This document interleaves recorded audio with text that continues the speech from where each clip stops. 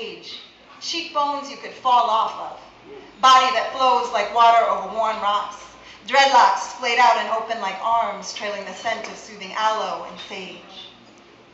I wish Asada many beautiful lovers, lovers who smell like earth warmed by the sun, rather than despair that stinks like urine-stained tenement halls.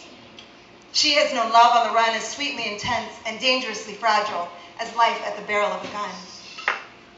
Kissed twin scars directly beneath her breast where 2 bullets are nestled still, sleeping infants. I wish Asada a lover with mango pulp between their teeth and grape-stained hands that soak into her. A lover with Shango in the hips and the other orishas under the tongue, their love fried plátanos for breakfast and freshly cut coconut before bed. Cat eyes that lean over her as hands and move, reading signs and songs etched into bark and cloth and flesh. Praying, dancing, worshiping the length of her arm, the heft of her skin. Cowrie shells pressed hot between 2 bodies with ancient souls. I wish Asada a lover who lets her be simply, solely, wholly Asada. Mother, comrade, neighbor. That strong-limbed sister can sure move those thighs at a house party. Not public enemy number 1. Joanne Chesimard, wanted dead or alive, $1 million bounty on her head to this day. Thunderstorms beat palm trees and peel Jake Guevara posters off the sides of Havana buildings. In the silence of the night, the screams of stolen, broken, murdered comrades pull back her dread to lick her neck, tongues dipping defeat until they deafen her. But silence scars as well.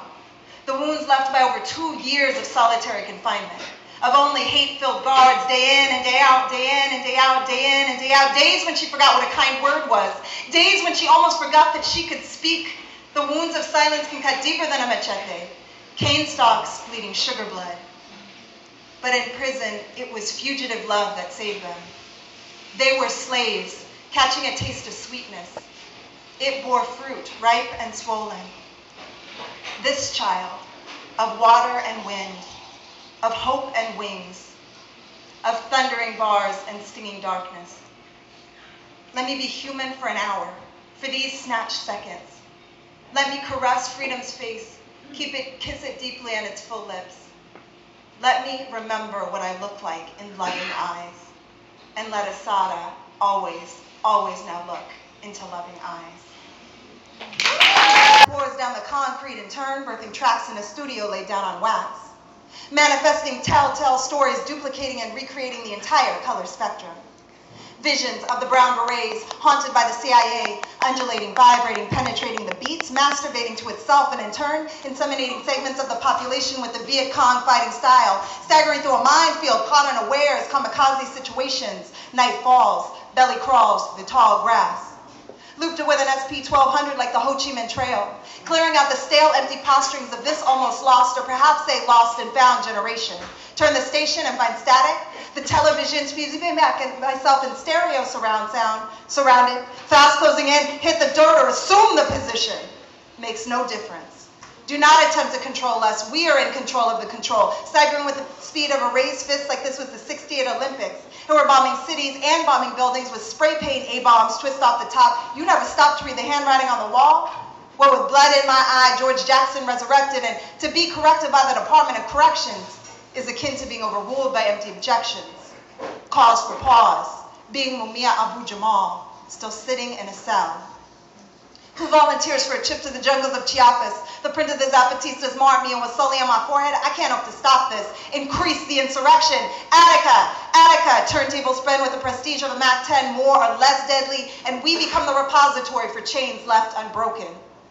The beat drops, and the mic slings through the streets, twisting around this nation's larynx, sanity cracks, strange fruit hanging from Detroit lampposts, hypercrossed like stars, and a load too heavy to be laid down drowns out the silent screams of burning Buddhist monks, revolutionaries shot dead while they slept, and children who've never wept.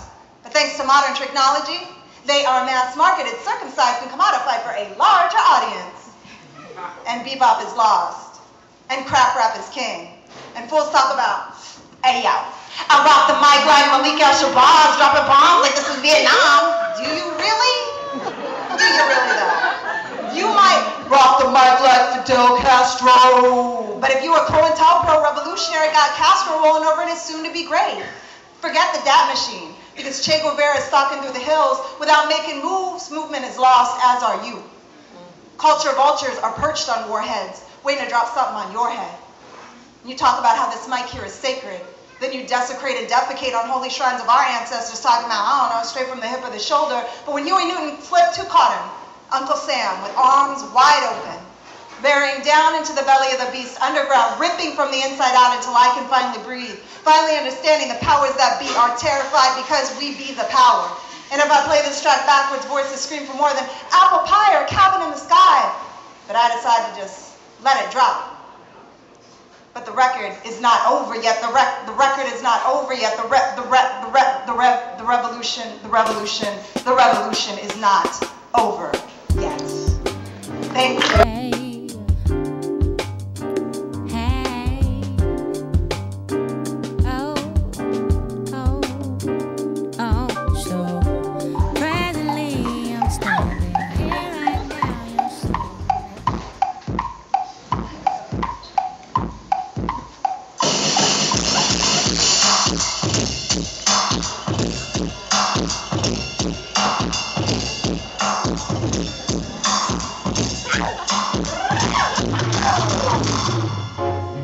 Hard times rolling down, adding 10 years to my face. It's hard to swallow now and get back in the race. I've been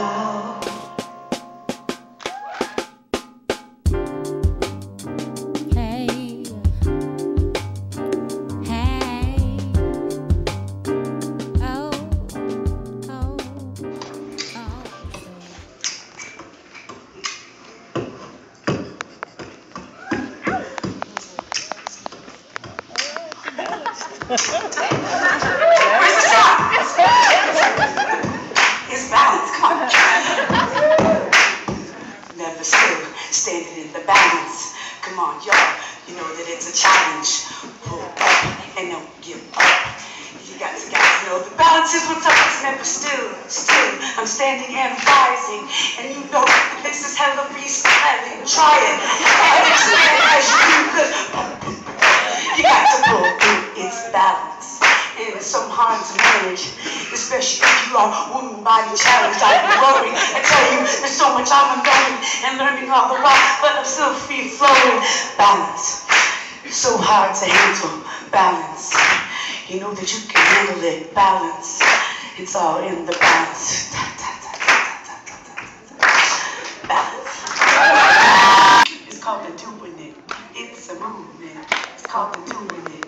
It's a movement. It's called the doing it. It's a movement. It's called the doing it. Sexism and patriarchy to be exact, so I am taking pussy back because I do not deserve this, because I am worth so much more than this, and so is she. Matter of fact, all of we, my people, my community could benefit greatly if we learned to love the pussy wholly, and not just trying to get in then hit them skins and flip the whole script in sequence into words like weapons that don't make any sense against my own sacred wombs, turning power-rested pussies into nothing but tombs for our ancestries and our legacies. But the truth is, we've got words like weapons that don't make any sense and still make hella sense off my own sacred womb. But the truth is, we've got some powerful gender-defying and defining anatomy directly behind and between our eyes, not just tucked up between our thighs. So you've got to learn to speak with love to and of both and all of me, respectively. And above all, respectfully, for the multiple shades of human being that I be, who constantly seeks divinity, and even those who would oppress me daily with their vagina-hating vernacular. Or worse. And sisters, it is incredibly critical that you be diligently analytical and know in your bones that your own speech is powerfully positioned and pivotal, because it has been said that we manifest what we speak. So stop talking about pussy like they weak. Stop using body, sex, and gender, brother, to denigrate and dehumanize one another, because you'll be eating your words when you finally wake and open your eyes to the lies that you've been spitting and spreading about your mother, brother, about your sisters, wailers, nieces, daughters, tears, ladies, and lovers. See, powerless is something that pussy never has been, just like any of these girls or this here woman. Excuse me, sorry. Well, this woman, my pussy right now currently is procreating power that you've been fearing and insecurities and inadequacies, so you literally devalued me through indirect, cunningly linguistic wordplay. Pussy, it's not just what but how you say it. Pussy, and like bullshit you spray it and everyone knows what you meant. Weak, that's the power in social constructions, and people just nod their head in agreement like they just cut the beat, or they bow in defeat like they just got beat, and then they concede till they believe something to be gospel proof without even seeking empirical proof. But I've got the blood to prove it. Now, brother, to you? Or is my pussy like a power strip, something you can just plug into? I don't know about you, but for me what is true is that pussy is my origin, and she bled and bred me to be so incredibly, so powerfully, and we should all give thanks to this powerful entity collectively. Panocha, private, lotus, passion flower, hoochie pappy, cunt, deity, source, pussy cat, I want it back. Give me that snatch. It's called reclamation, and I'm refusing to, from this moment forward, I'm refusing to accept any more pussy defamation. Its deadly implications on your constant participation on the insidious co-optation and desecration of my womb. No more of these pussified lies that scratch the grain, dehumanize, because it's time that you recognize that pussies are power, full enough with space to hold and birth you infinitely. And I've been knowing this, and y'all forgot too. You just got lost in the brainwash, because that's what deep conditioning can do. Please, I beg you, now fuck that. I demand of you. Raise up and praise up the pussy. Sing with me in solidarity. Stop fearing and hating woman earth bodies. Stop equating weak with female anatomy. Stop negating women and feminine power. Stop degrading, hating, desecrating, violating me, she, we. Stop relating reproductive organs with your own self-loathing and conditioning. Your internalized oppression that in turn oppresses me daily. Love all pussy until we are free. Remember her to me, because my pussy could never be further from weak, and perhaps at times she is too tired to speak, but she is rising. And she is waxing like the moon every 28 or so days, flipping off the backs of lunar soaked waves. She is crazy, and she is amazing. Stoically but begrudgingly surviving gaze after gaze after gaze after gaze after gaze. while still insisting and existing and persisting through the daggers that you say. Hoping and praying that you will change your murderous ways, because see, we must talk about gender and sex so we can begin to address oppression wholly, or we will never wholly be free. We must resist that which is hurtful and ugly, and any words that fall from our mouths too quickly. Of this too I am guilty, but we must use the gifts of our words wholly and kindly. And I know this is a hope-loaded and sentimental theory, but sometimes it is hope alone that holds us. And in a world of such gravity, that is definitely something. I have to believe in the power of me, reaching out to find the power of we, because I believe we can and must create safe community for all shapes and all shades and all colors of our identities. So please, rethink your truce and use of pussy, because our words do matter. And they do manifest, so let's manifest the best of ourselves into what we wish to truly see and be. Power to the people. To all y'all pussies. Hey, hey, oh. I cut my hair off for the first time. It was really scary, and my mom cried. I don't know. It was really scary and really crazy, and but it was also really liberating, and I'm really glad I did it because it's awesome. Like, I don't know. I never have to do anything to my hair. I can just put grease in it and just go. It's so awesome. I feel like it's one of the best life decisions that I've ever made. It's not a joke. Seriously, and I wrote this poem that this poem is called Flatiron, and it is the perspective of a flatiron, like talking about me and also other Black women, and how Black women are extremely attached to their hair, and like they will do anything to just make sure that it's just like perfect. And yeah, so yeah.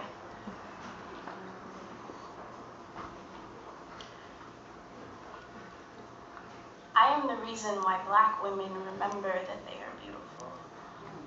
I am also the same reason why they forget.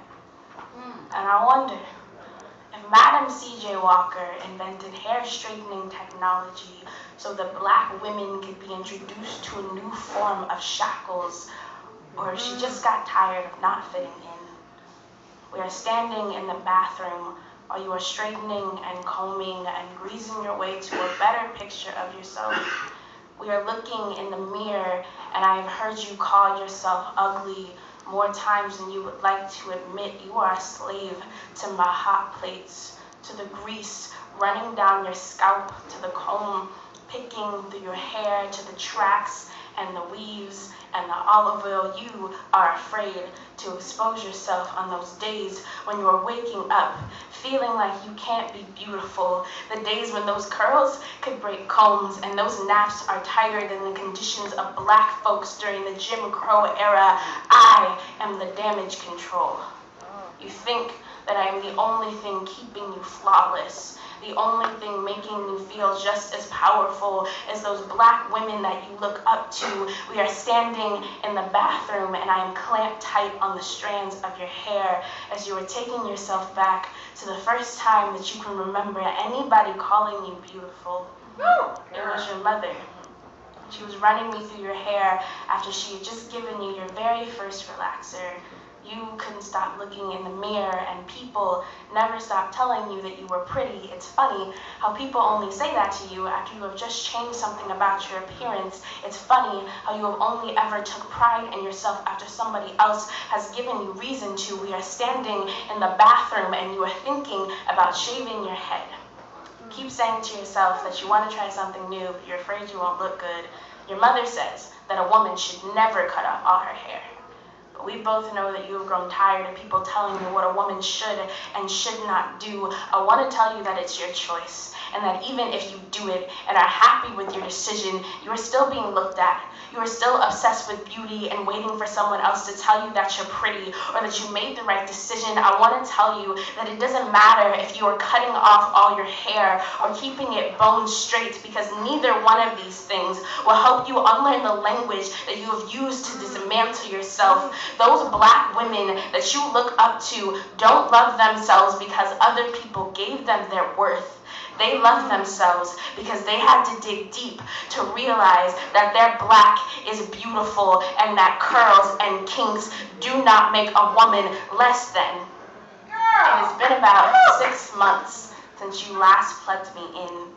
We are standing in the bathroom and you are looking in the mirror, running your fingers through your freshly cut hair. There's an expression on your face that says you want to call yourself breathtaking, but you don't know how to do it. And the look in your eye will always tell me that you're satisfied. And I wonder if you will ever plug me back into the wall in an attempt to find the parts of yourself that still hold resilience. I am the reason why black women remember that they are beautiful. I am also the same reason why they forget. Oh my God.